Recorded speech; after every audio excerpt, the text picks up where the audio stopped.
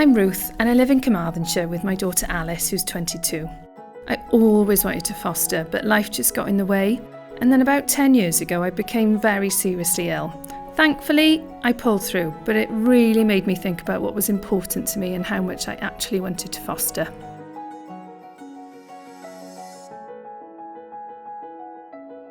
Through working with the local authority fostering team, I've met loads of foster carers and social workers who are just the most amazing people.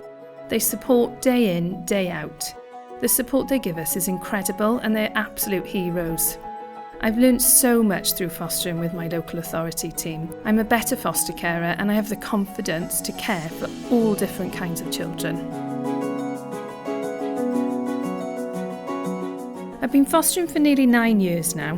I've welcomed different children with different backgrounds and all sorts of stories into my home. Amy and Laura have been with me for 6 years. They were only young when they came to me. Neither of them knew what it was like to feel loved, and I made sure that I gave them all the love that I could. Amy struggled to understand her emotions when she first came to me. Sometimes she took it out on my pets. We had to spend quite a lot of time to help her understand what was right and wrong and how to be kind. Laura was different, but you could see how her experiences had affected her too. They've come a really long way since then. It's been a roller coaster, but to see them both doing really well in school and growing into caring young people just makes it all worth it. A couple of years ago, I fostered a little boy on a short-term basis. He was only 4 at the time.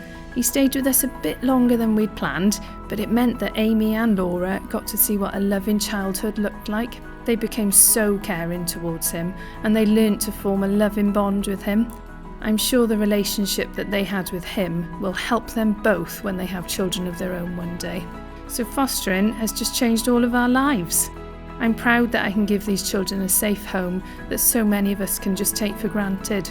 My own daughter is now a primary school teacher, so I like to think that fostering has inspired us all.